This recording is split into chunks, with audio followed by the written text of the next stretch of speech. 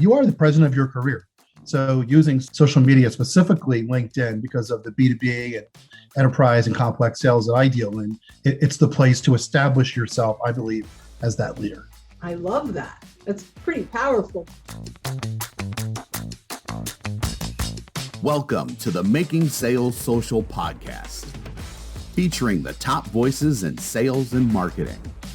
Join hosts Bryn Tillman and Bill McCormick as they discuss the best tips and strategies they are teaching their clients so you can leverage them for your own virtual and social selling.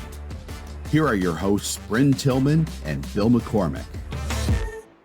Hey, welcome to Making Sales Social. I'm Bill McCormick. And I'm Bryn Tillman. So, Bryn, who's our guest today? One of my favorite people. Fred Diamond is someone that I have known now probably for 4 or 5 years. And I was fortunate enough to be a keynote a couple of times for his company, IES. And we've really become friends over the years. So welcome, Fred. Tell everyone a little bit about you. Bryn, it's so great to see you. Bill, it's great to see you. And I'll start off by letting people know that Bryn is correct. She has been a speaker at the Institute for Excellence in Sales that I run. And she is a finalist for the 2021 IES Speaker of the Year, Sales Speaker of the Year. Mm-hmm. So we're going to be officially letting the world know. So this announcement might go out before we let everybody officially know. But congratulations, Bryn, and you're a star, and we're thrilled to have you in our world. Oh, I'm so honored. But today it's all about learning from you, my friend, and I'm thrilled about. Tell everyone a little bit about IES. Sure. The Institute for Excellence in Sales.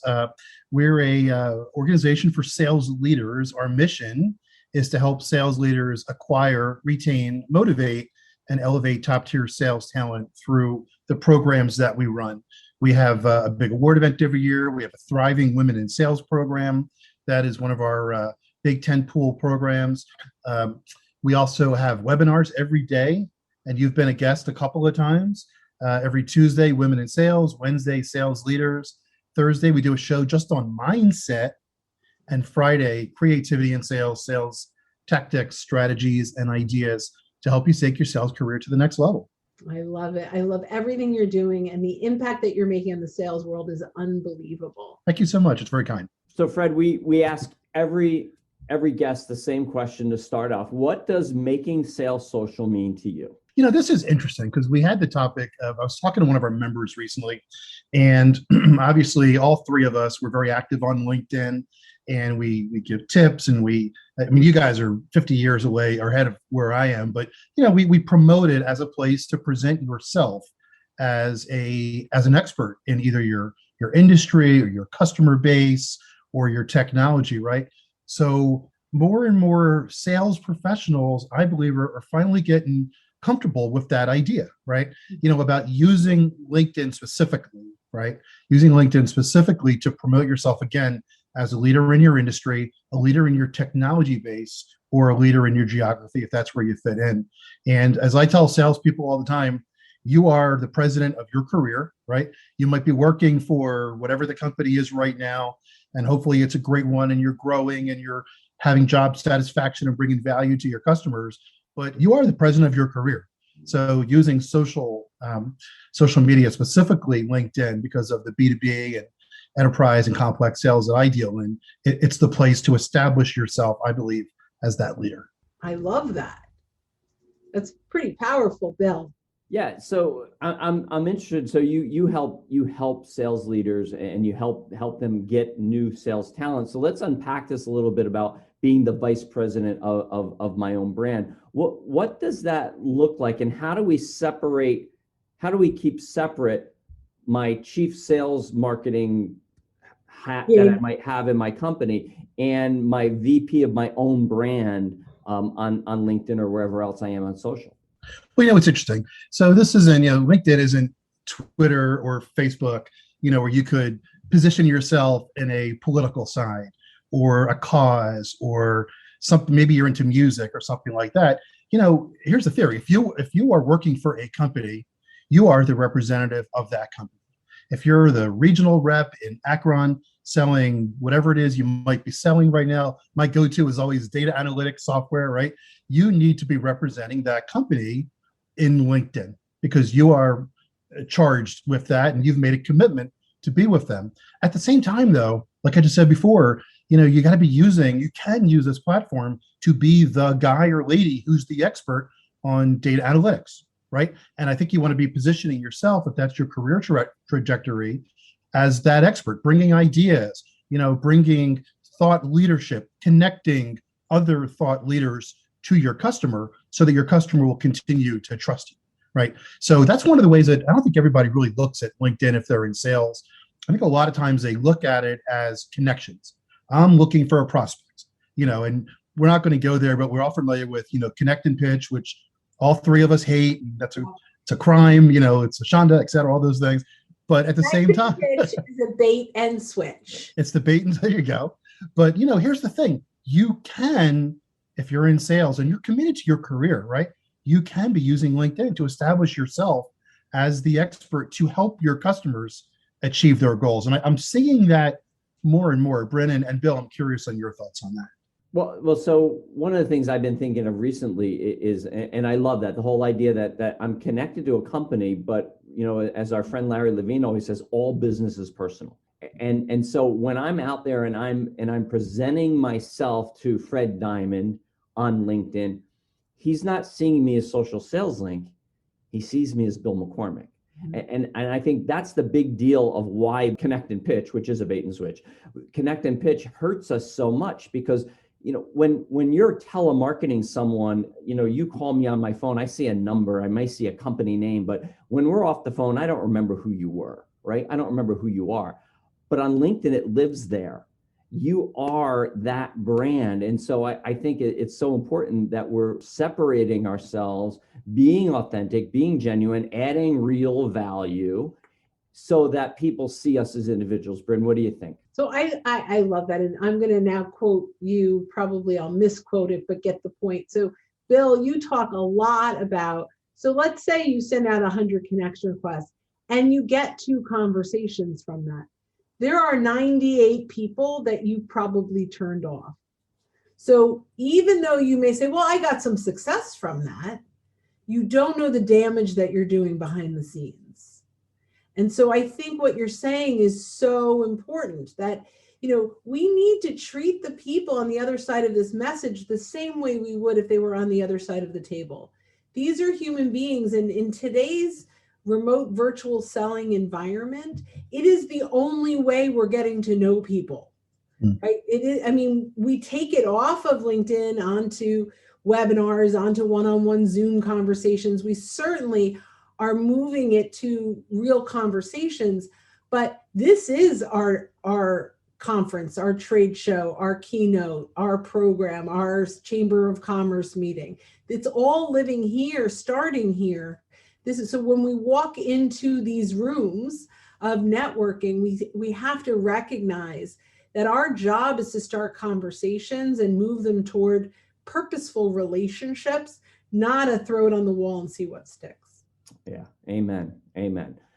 Fred, I want to change it up a little bit here because as someone who really you help sales leaders find top talent, things have changed a lot in the last year. So what are some of the top skills that you're telling sales leaders they need to look for when they're looking for sales talent? And what are those skills that salespeople are listening to can start to hone if they want to continue in this world of sales? We do webinars every single day. We've done probably close to 140 of them right now since the pandemic kicked in. And we have a schedule set through the rest of the year. And there's a couple words that really have risen to the top. Preparation. But the key word that always rises is value, right? And sales has always been about value creation. Customers or prospects don't need to engage with you if you're not bringing them even a scintilla of value. The challenge right now, though, is we need to bring them so much more value because for the first time in our career history, everybody's dealing with the same challenges. Everybody around the world is dealing with 3 things. They're dealing with getting past, everything related to COVID, from the social side of COVID, of lockdown and quarantine and homeschool and working from home and all those things. Everybody on the planet is working from number 2, which is the financial challenges that have sprung from COVID. and everyone's dealing with a third thing, whatever it might be. Your industry went away for a short period of time. Your company's challenged, social, mental challenges that may be affecting you or your family or whatever it might be. So since we're in sales and we know that about our customer, for the first time, we all know that about our customer. The sales professionals that are distinguishing themselves are the ones who are putting in the time and energy and effort to really, really contemplate what their companies or customers are challenged with and how can they bring them value. And back to the connect and pitch that we talked about before, if you get me connected and then you shoot me a note right away, hey, I can help you be more productive with our blank. No, you're not, because you haven't given a scintilla of thought to the challenge that I, as the VP of sales for my company in this industry, are facing. So to answer your question, Bill, I think there's three things. They need to prepare. They need to think hard about the challenges that their customers facing. Two, they need to be able to communicate that to them, right? We talk a lot about questioning skills, and they're still important, but right now and for the foreseeable future, good sales professionals know what their customers are challenged with because it's those three things that we just talked about. And the third thing is building the relationships, right? People that have the relationships, and LinkedIn is a great way to grow them, to get access to the customers, to communicate to them that you can help them with their specific challenges that they're facing right now. That's so good. Ultimately, what I'm hearing is we have to listen harder. We really have to show up with true empathy. And a core of detaching from what that client is worth to you and attaching to what you are worth to that client to help them succeed. And I think with that mindset, real relationships form. And that, we know from Bob Berg, people do business with people they know, like, and trust. And I think what you're talking about is getting to that trust. Empathy is a big word as well. The E word, it's come up all the time on a lot of the webinars and podcasts that we do, our Sales Game Changers podcast. And I agree with you. And I just want to make one further clarification and distinction is it's okay to you have to be empathetic to even start. Prior to the pandemic, we would do webinars and podcasts, and our guests would say, you need to be an empathetic seller to even begin to be successful, right? But the distinction that I think started really kicking in since the pandemic is you don't have like a year to figure out what is the challenge my customer is facing, right? You need to put in the time, energy, and work to really understand what they're going through so that you can bring the value that they're going to need to get to their challenge. So we all have our challenges as salespeople. Okay, I have my quota. I have to help my company get past the stuff we talked about. That's great, but you're only going to be successful if you really immerse yourself in what your customer is facing and come to them with ideas, because you know what, they're also dealing with those three things. So if you could be that value added sales professional, that's where you're going to distinguish yourself. And if all you're doing is figuring out how to use LinkedIn to do a pitch, you're toast, man. I mean, like you said, 98% of the people are going to be turned off. It's going to be closer to 100 in most cases. And that's, that whole thing of manipulation. You can't manipulate this situation. And one of the memes I saw going around is, people say, well, we're all in the storm together, but we're in different boats. And so your boat may be totally different than what my boat looks like. When the pandemic hit a year ago, my wife owns a company that deals mainly with events and that is very experiential, and her sales took a nosedive, where for us in LinkedIn training, we really saw an uptick. We had a great year. And for other businesses, I know it was hit or miss. And so if we attack everyone as if, like the messages you get, this has been such a hard year. No, it hasn't. You can't do it. So I love the whole idea of looking at your clients, really doing research, really diving in. But here's the thing, Fred, I'm a salesman. I don't have time for that. What do you respond to that? There's just no time. Here's the thing. The high performing sales professionals, the one thing that we're seeing right now is we're seeing a deeper divide, between the elite sales professionals. And when we were doing our webinars, we started asking more questions about what does it take to be elite? We started that about 3-4 months ago. And if your excuse is, I don't have time to do the research, then the customer is really going to have no time for you. And here's one of the cool things about what you guys teach about LinkedIn. Let's say you post something, right? And you start getting comments and engagement. There's so much richness in comments that your customers making. And, to see that what your customers are posting and why are they posting this? Why did someone from my customer's marketing team post something? Maybe it's an industry report. Maybe it's a webinar that someone's doing. And if I were to go to my customer and say, it seems to me that, I don't know, data analytics on Mars is an important topic for you right now. Oh, well, I'm impressed that you knew that because they just announced that this morning. And you know what? If you're not putting in that time and energy to know that, you're really not valuable to your customer. And salespeople need to really, really think hard. How can I be of more value than ever before to my customer? Because here's the thing, my customer really, really could use my help right now. But it has to be of specific value to where I'm going in the foreseeable future. I love it. One of the things we talk about a lot is stop telling them how you can help them and start helping them, right? So start bringing value very early on. That's how you earn the right. They get to test drive you, right? Like they get to experience you, and you're coming from a place of abundance. And when you can do that, they want to work with you. Corporate Visions has a study, 74% of buyers choose the sales rep that was first to provide insights and value. It's not price. It's not, it's really who's providing that value.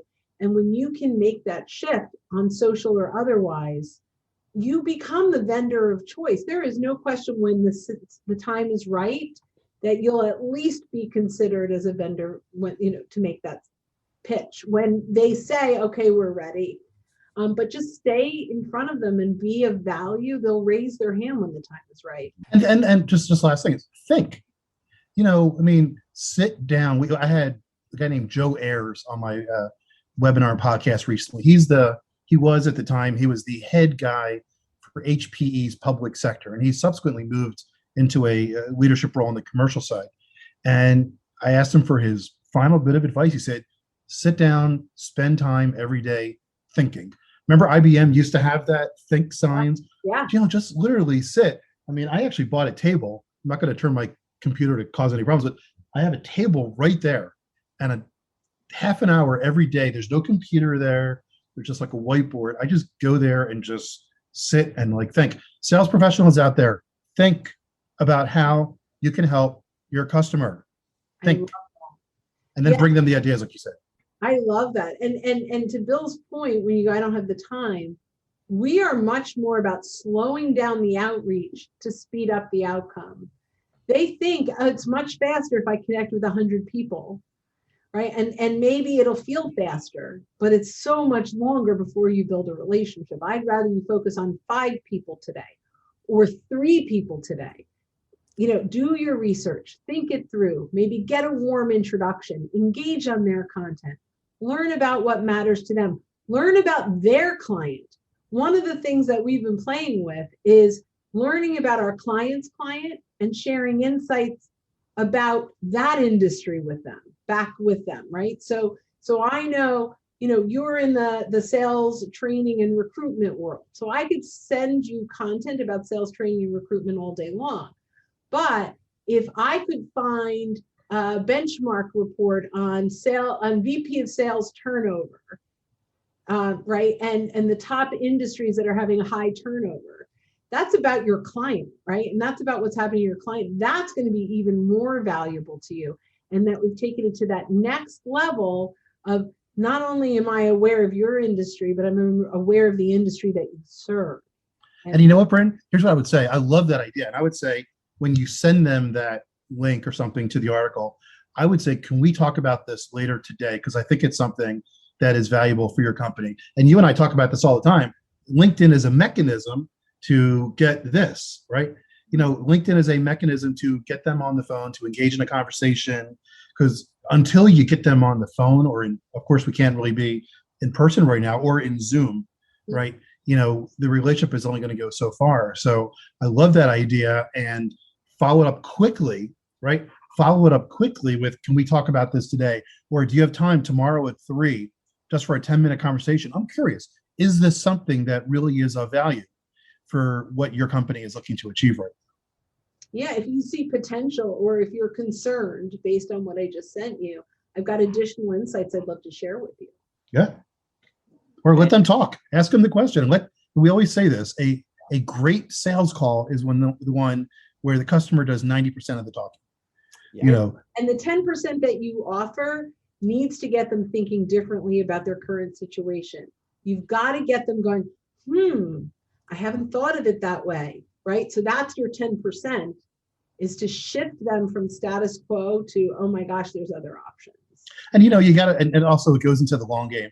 I mean, a lot of people with the connect and pitch, it's looking at, using LinkedIn in a transactional mode. And in most cases with complex type solutions, it just doesn't work.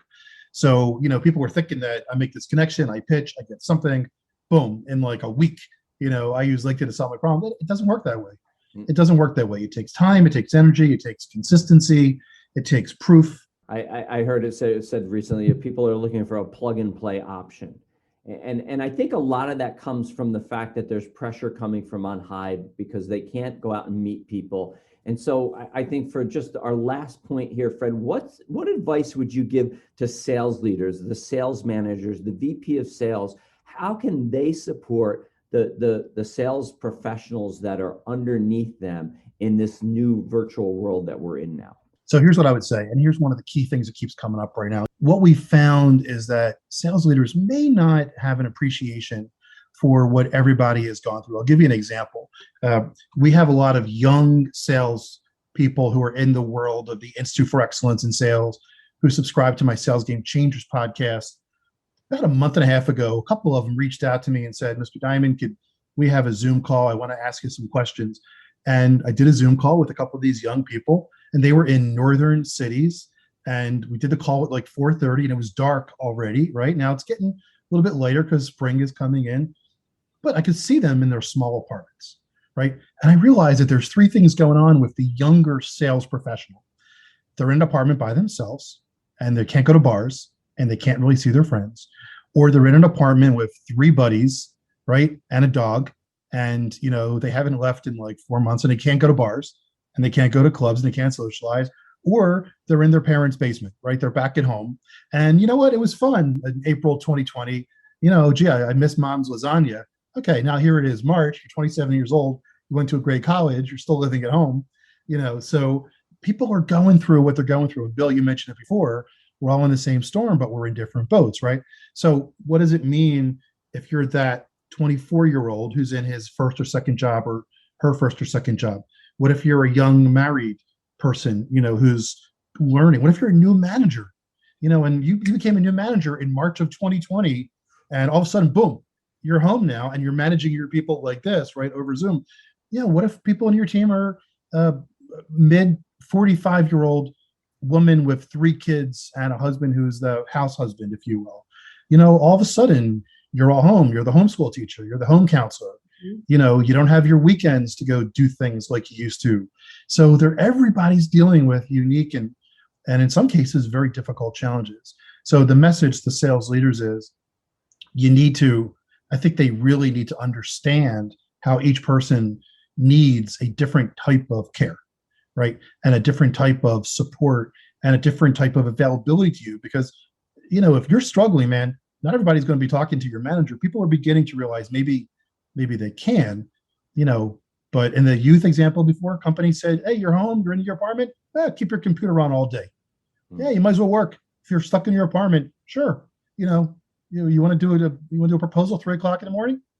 Those are nefarious, and they're not being successful. So I would say just be extremely conscious of the boats people are in and how you need to work with each individual uniquely. I love that. Fantastic. Well, listen, Fred, thank you so much. We're out of time for today. This has been so good. How can folks stay in touch with you, keep in touch with you, get in touch with you? Well, LinkedIn. I'm on LinkedIn, and you're 2 of my favorite people on LinkedIn. Bryn and I are very close on LinkedIn. But go to my LinkedIn, Fred Diamond. I think I'm one of the only ones. I'm very active. And If you're not going to connect and pitch with me, I'll probably accept your engagement. If you connect and pitch with me, I'm probably going to block you. Sorry, but you're not providing any value to me. But reach out on LinkedIn, and I'd love to get to know you. All right. And one last thing, you mentioned like webinars every single day. Where can folks go to consume some of that content? Yeah, so on the Institute for Excellence in Sales website, it's the letter I, the number 4, esbd.com, I4 esbd.com, and on our homepage, you'll see next week's webinars, and love to have you attend.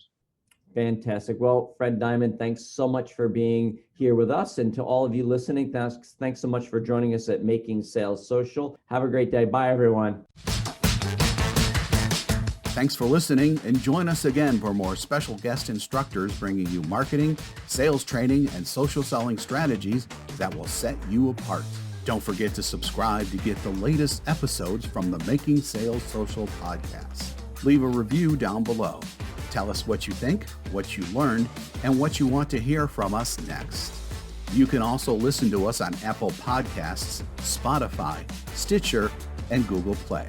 Visit our website, socialsaleslink.com, for more information.